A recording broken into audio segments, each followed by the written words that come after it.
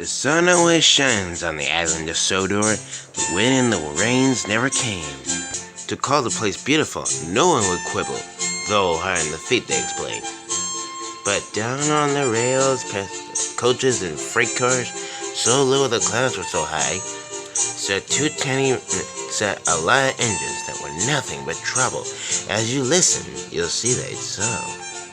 At the Railway of the West, I thought it was best, board named Fibber, where the big steamers and little steamers since 1710s that wore on the coaches and freight cars one large shoe.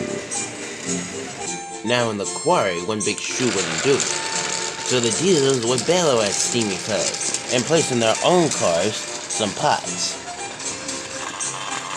For days around, these two engines were bigger as his little gear was best, and the steamies and diesels would work ever thicker, from morning to night without rest.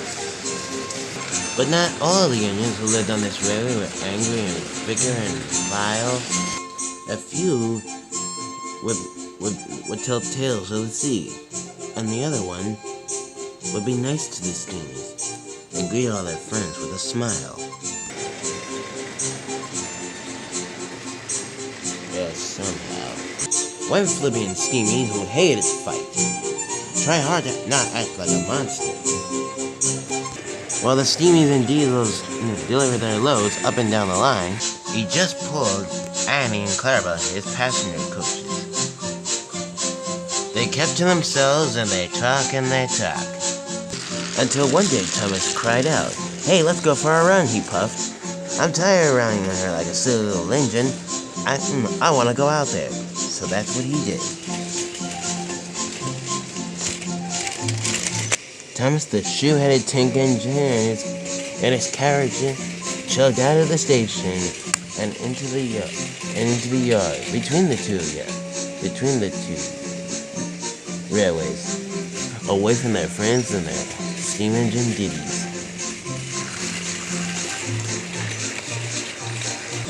"Hey, this is fun," he puffed. "Gosh, this is fun. It's great that I can get out and run," but neither did him and his cousin see the disaster was about to ensue. For behind the mountain, hidden just out of sight, was a 6 devious diesel filled with anger and spite. 6 devious diesel watched our hero me enter his shifty crooks and his silliness tricks. "Oh, look what you brought here," the nasty diesel said. "Here comes a steamy with a shoe on his funnel. I bet he wants tricks. I bet he wants teasing. Or maybe some freight cars he wants me to send. Whatever the booty, I think I could send it. Well, that's what I live for. That's why I'm a bandit." And then he attacked him from behind the mountain.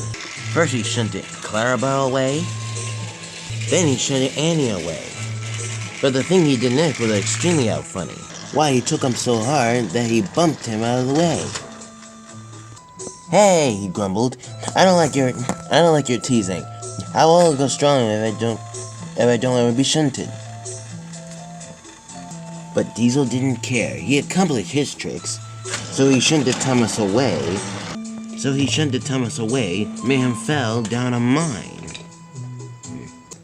And he chugged deviously away, without even saying sorry.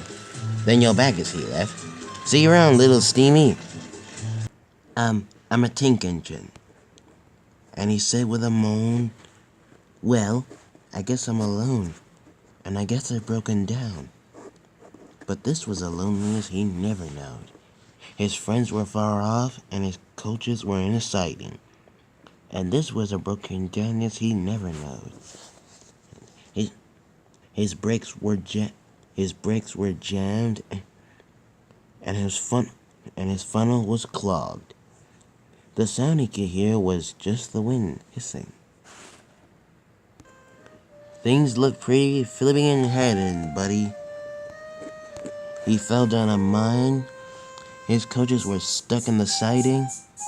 But then, were those wheels turning?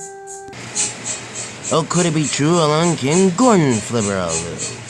Well, if anyone would help, he'd help a poor steamy. "Hello," said Fibber to Thomas with him down in the mine. "I seem to have fallen. I seem to be stuck. But now that you're here, I guess I'm in luck. Well, I guess I'm in luck. Oh, the indignity, said Gordon, examining the coaches. A steamy need, and he's fluent, true. Steamy, I have noticed your dire situation, and please rest assured that I share your frustration. But, how can I put this? Oh, what can I say? And maybe I'll understand better this way.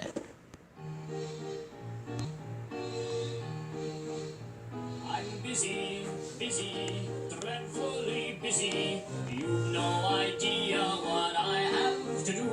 Busy, shockingly busy. Much too busy for you. I see. As soon as Gordon had finished his song, Flipping and Emily came chugging along. Out of the way, she cried as she slammed on her brakes. If you and your little engine would please move aside, I'm very good that I can't stand and chat. Well, that's not my little engine. I found them like that. Besides, others really too. Why, I am Gordon Philibert. I'm a tank engine. I see, said Emily. Then you understand that I can't lend a hand. They bounce around guy like cats off load, she said to Gordon Florello. If I understand, you're quite busy too. So they talked about schedules, compared daily plannings. Finally, Thomas the boy said, Pardon my manners. I don't mean to bug you. I see that you're busy, but being important has made me quite dizzy. The two other flipping engines paused for a while. They looked at each other and then said with a smile, We're busy, dreadfully busy. You've no idea what we have to do. Busy, shockingly busy. Much too busy for you. 'Cause we're busy, dreadfully busy. More than a bumblebee, more than a man. Busy, horribly busy. We'd love to have something nice. Well, gotta pull the express, said Gordon. And gotta get my trail to the station on time, said Emily. And Gordon and Emily puffed away.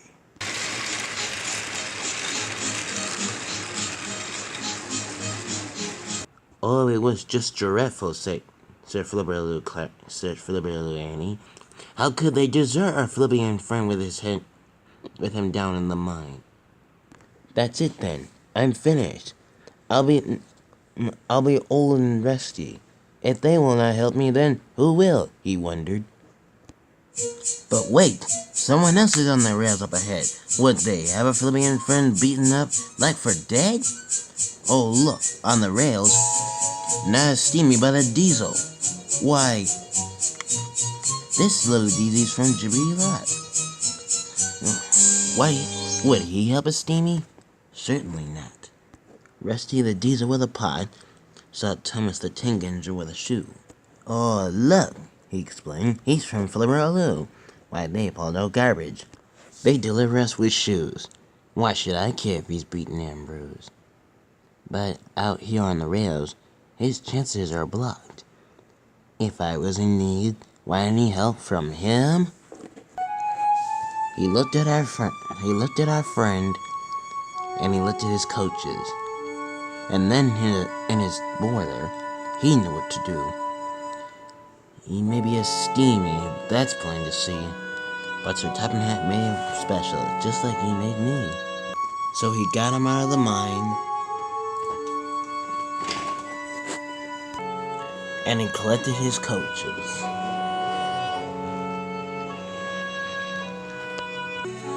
Then together, they went back to the shed, out of the valley, and at the sheds where he stayed by his side, where Emily was found.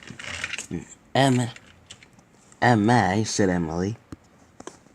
He's wearing a pot, the little embarrassing diesel lot. You say this engine? You pulled him through it? I don't understand. Tell me, why did you do it? And the little diesel did. He's a steamy, and I'm a diesel. But when we love tea, but there's more where we got. Sure, top I'm happy and special, and now I can see if you're special to him, then you're special to me. Love your new friend.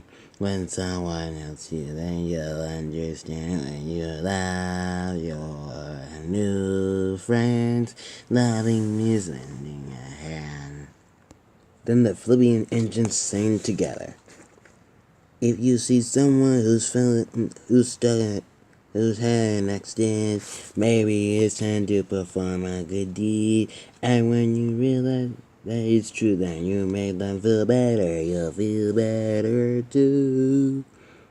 Suddenly, when Thomas rolled out of his shed, he ran into some freight cars and stuck. Here, said Rusty, let me help you. Thank you, said Thomas. And the little diesel pulled him back on the rails. And when the two Flemings got back to the shed, the two friends sang together. Love your neighbor. When someone helps you, then you understand. When you love your neighbor, loving means lending a hand. So Rusty's driver gave Thomas's driver some money to pay for the railway bill, and made an agreement that the steamies and diesels would work together. And when Sir Topham Hatt, the mayor of Flibberaloo, arrived and heard about everything, he cried out with his eyes moist and runny, "I'm touched by his extra goodwill. If this little diesel could take care of his friend, when one lives in one yard and he in the other, why can't we all try to help one another and love the surrounded they're here?" The engines cheered and cheered, and Thomas whistled as loudly as he can. Now if you visit the island of Sodor, you won't see a steamy or a diesel. Instead, they be nice to each other and help together. I bet that you left it alive.